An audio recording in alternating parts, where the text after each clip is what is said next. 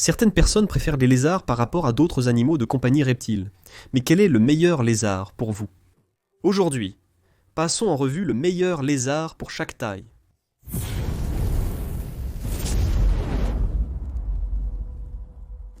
Bien sûr, chacun recherche un animal de compagnie différent. Même avec les chiens, certaines personnes veulent un chihuahua, d'autres veulent un grand danois, cela dépend vraiment. Et puis il y a ceux qui pourraient vouloir un golden retriever. Comment résister? Regardez comme elle est adorable. Alors quel est le meilleur lézard de compagnie pour chaque taille? Commençons. Nous allons faire 5 catégories. Autant faire les 5 meilleurs. Micro, petit, moyen, grand et énorme. Mais commençons par le micro, le plus petit d'entre eux. Et c'est généralement beaucoup de geckos. Et je vais vous donner quelques options différentes dans chaque catégorie pour rendre cela un peu plus amusant. Pour celle-ci, pour la catégorie lézard micro, je dirais que Stenodactyls est probablement le meilleur reptile de compagnie pour la plupart des gens. Il y a beaucoup de très bons geckos là-bas. Je pense simplement que si vous cherchez un gecko et nous parlerons de quelque chose qui n'est pas un gecko dans 2 secondes, le plus facile pourrait être le meilleur, et surtout ceux qui sont vraiment à l'épreuve des balles. Ils sont assez robustes, particulièrement pour les nouveaux propriétaires de lézards de compagnie. Stenodactylus, également connu sous le nom de geckos des dunes ou une multitude d'autres noms communs. Ces gars viennent de climats vraiment chauds et secs. Et la chose cool, c'est que beaucoup de gens qui sont tout nouveaux dans le monde des reptiles, ils veulent, vous savez, un seul enclos, et ils ne veulent pas qu'ils prennent trop de place. Peut-être souhaitent-ils plusieurs animaux.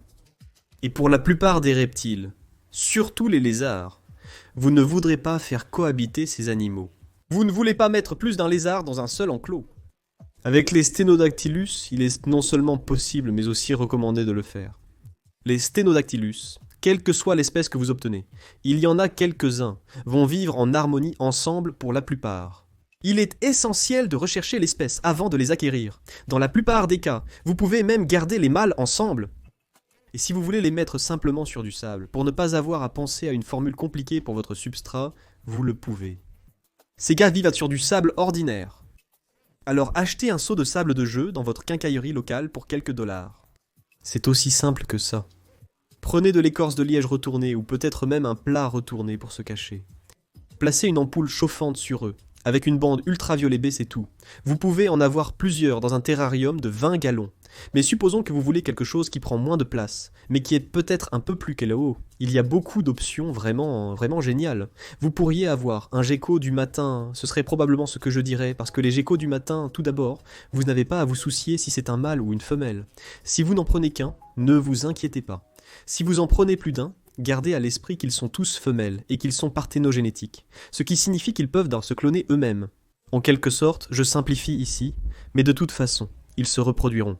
Donc, si vous voulez quelque chose qui ne va peut-être pas se reproduire, mais qui est un gecko arboricole, il y a quelques autres options. Les geckos cendrés sont un très bon exemple.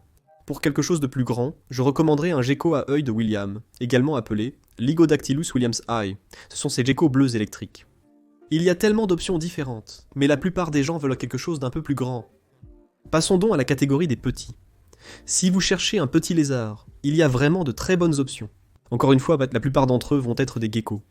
Et les meilleurs, à mon avis, sont les geckos à paupières. Il y en a beaucoup, mais parlons des 3 principaux. Les geckos léopards, les geckos africains à cellules grasses, et les geckos des grottes chinoises, dans cet ordre, en raison de l'abondance d'informations sur les geckos léopards. Il y a beaucoup sur les geckos africains à cellules grasses, un peu moins sur les geckos des grottes chinoises. Mais ils sont tellement incroyables. Ces geckos vont être bien en dessous d'un pied, 6, 7, 8 pouces pour un grand. Les mâles et les femelles sont vraiment faciles à distinguer. Les femelles, je veux dire, je ne recommanderais pas que vous vous mettiez simplement à cohabiter du tout. Mais toutes ces espèces pour les femelles, si vous le faisiez vraiment de la bonne manière, pourraient cohabiter. Si vous pensez que je suis de niveau intermédiaire ou expert, que je n'ai jamais eu de lézards mais des serpents, vous pouvez envisager d'obtenir quelque chose comme ça pour progresser. Si vous cherchez un animal de compagnie facile à élever, les geckos léopards sont un bon choix pour débuter. Je pense que le marché est toujours disponible pour les geckos à queue grasse africains. Le marché est actuellement calme pour les geckos des grottes chinoises. Mais gardez à l'esprit, si vous voulez faire évoluer quelque chose qui a l'air différent de vos amis, il y a un tas de différentes formes pour un gecko léopard. Les geckos à queue grasse africains et les geckos des grottes chinoises existent en diverses formes selon les localités, bien que les variations soient limitées.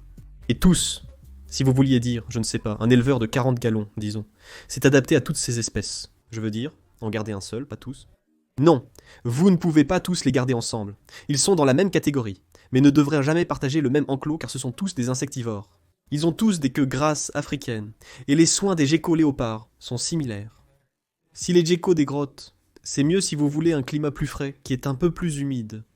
Si vous voulez quelque chose de plus sec et plus chaud, procurez-vous un gecko léopard. Et puis les soins pour une queue grasse africaine sont à peu près les mêmes que pour un gecko léopard, mais vous voulez leur donner un peu plus d'humidité.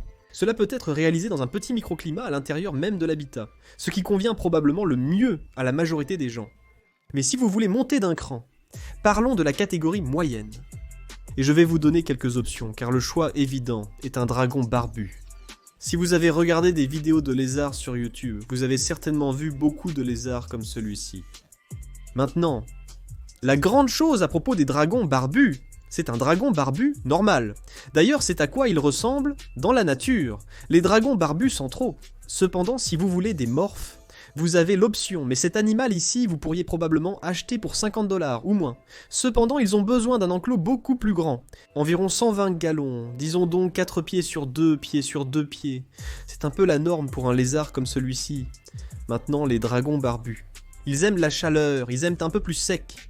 Ils ne sont pas insectivores, mais omnivores. Donc vous les nourrissez d'insectes. Et vous pouvez leur donner des choses comme même des souris roses parfois quand ils vieillissent. Et vous voulez les nourrir, surtout quand ils deviennent adultes. De légumes verts, de légumes à feuilles, des choses comme ça. Un tout petit peu de fruits. Mais encore une fois, si vous voulez voir un guide de soins, il y a un guide de soins pour les dragons barbus. Juste là. Si vous pensez que je veux un lézard de taille moyenne, qui n'est pas un dragon barbu. Je veux qu'il soit plus unique. Il y a quelques options. La plus courante, je dirais, est un 5 à langue bleue. Même dimension pour la taille de la cage, si vous obtenez un 5 à langue bleue du Nord. Comme celui-ci, c'est Steve, mon 5 à langue bleue du Nord. Vous pouvez les garder très similaires. Ils ne vont pas grimper autant, parce que les dragons barbus grimpent beaucoup. Ils sont techniquement semi-arboricoles, alors que les 5 à langue bleue vont grimper mais pas autant. Leur régime alimentaire est similaire, mais vous allez leur donner des choses comme un buffet de Bluey qui est un régime préparé. Ils aiment un peu plus les escargots et les œufs. Ils mangeront des insectes et des légumes verts. Donc c'est un peu différent. Et même une variation entre les deux, parce qu'un 5 à langue bleue indonésien va avoir un aspect un peu différent, plutôt similaire en grande partie, et ils vont préférer un environnement plus humide. Si vous voulez un lézard de même taille préférant un environnement plus humide, optez pour un indonésien comme Irwin ici présent. Eh bien, supposons que vous soyez un peu hipster. Vous voulez quelque chose qui est cool, avant même d'être cool. Eh bien, il y a quelques options. Vous pouvez obtenir un agama papillon. J'adore les agamas papillons, qui sont sous-estimés. Le problème est qu'ils sont difficiles à obtenir en élevage, et la plupart de ceux que vous pouvez trouver sont, eh bien, pas élevés en captivité. Ils sont capturés à l'état sauvage. Alors soyez prudents à ce sujet. Une autre option est le lézard plaqué du Soudan. Vous pouvez en obtenir et c'est vraiment une bonne option. Je les ai déjà eus. Pas vraiment ma tasse de thé, mais des soins similaires à un dragon barbu. C'est vraiment à vous de choisir lequel vous choisissez. Ils auront tous à peu près la même longueur, 60 cm ou moins. Passons à la suite. Admettons que vous soyez prêt pour quelque chose de plus grand que 60 ou 75 cm. Vous êtes maintenant dans la catégorie large, parmi les meilleurs. Voici quelques options pour vous. La première, l'évidente à mon avis, est un tégu noir et blanc argentin. Les tégus noirs et blancs argentins sont vraiment cool car beaucoup de gens les appellent donc les chiots du monde des lézards. Personnellement, je pense qu'un Iguane rhinocéros ou un Iguane de roche serait le chiot du monde des lézards. Mais je vis au Canada, et nous ne pouvons pas les obtenir ici. Bien que ce soit une autre excellente option. Donc, si vous voulez un tégu ou si vous voulez un iguane de roche, la différence est principalement dans le régime alimentaire. La différence majeure réside dans le régime alimentaire. Si vous voulez un animal qui est herbivore, alors vous voulez quelque chose comme un iguane de roche qui va manger principalement des légumes à feuilles et des choses comme ça. Si vous voulez un lézard omnivore, optez pour un tégu. J'en possède un noir et blanc, mais ce n'est pas un guide de soins. J'ai une expérience personnelle, elle est vraiment géniale. C'est un chiot. Un petit problème d'attitude en ce moment parce qu'elle traverse la puberté. Il brumisade pas mal. Si vous êtes fan de la chaîne, vous savez que Mouchou, mon tag, a brumé plusieurs fois pendant de longues périodes. Mais vous aurez besoin de plus grands enclos, non? Si vous voulez un tagu noir et blanc, ou une iguane rhinocéros ou quelque chose comme ça, je vous recommande probablement que vous allez avoir besoin de quelque chose d'environ 8 pieds de long et 4 pieds de profondeur, 3 pieds de haut. probablement quelque chose comme ça. Donc, ce sera une expérience très différente. Un plus grand espace chez vous est nécessaire pour ces animaux. Ce sont de grands animaux à garder à l'extérieur si le climat le permet. Il existe aussi d'autres options. Obtenir un iguane vert n'est généralement pas le meilleur choix comme animal de compagnie. J'ai eu de la chance avec le mien. Le mien vit actuellement à l'extérieur, dans un enclos d'environ 2700 gallons. C'est immense, mais en hiver il vit dans cet enclos de 8 pieds dont nous parlions. Donc, vous aurez toujours besoin d'un grand espace, et les iguanes verts les sont arboricoles, alors que les iguanes de roche ne le sont pas, et les tégus ne vont pas grimper autant non plus. Ou si vous aimez les gros lézards qui aiment être dans les branches, alors obtenez quelque chose de cool comme, je ne sais pas, un dragon à voile. Ces objets sont vraiment cool et peu courants. Il en existe d'autres variantes. Les lézards caïmans sont parmi mes préférés. Gardez à l'esprit, le coût et le niveau d'expérience pour des lézards de cette taille sont très élevés. Plus grands, plus élevés et plus exigeants que la catégorie moyenne.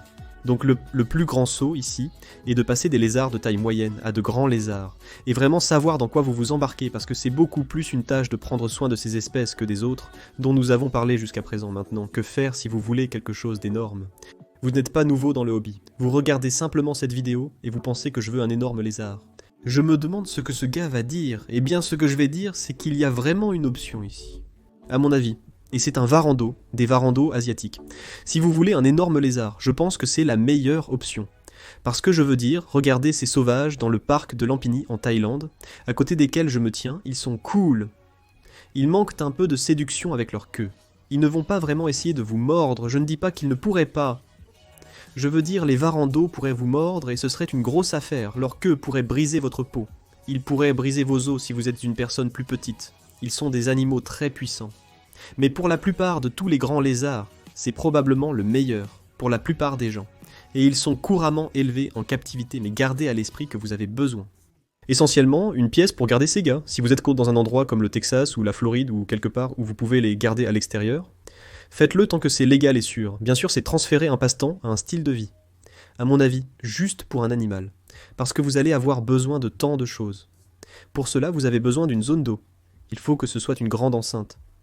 Il va falloir beaucoup d'ultraviolets. B. Beaucoup de contrôle de la température, de l'humidité, ils aiment l'humidité. Donc c'est beaucoup plus difficile que la plupart des autres animaux. Et c'est tout ce que je dirais à leur sujet. Parce que si vous obtenez un varando asiatique, vous devez obtenir vos informations de quelqu'un qui n'est pas moi. Je n'ai pas d'expérience avec eux, autre que de les voir dans la nature, et quelques expériences en captivité, mais je n'en possède pas. Mais il y a d'autres varans qui seraient de cool, comme les varans de dentelle. Les varans à gorge noire et les varandos asiatiques sont mes préférés, ces derniers étant les meilleurs selon moi. Partagez dans les commentaires ci-dessous votre classement des meilleurs lézards par catégorie.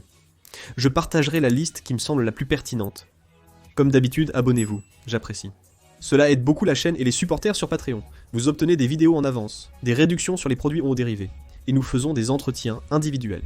C'est ici que nous pouvons discuter en privé, et plus encore, pour seulement $1 par mois. Je publie des vidéos les lundis et jeudis. À la prochaine!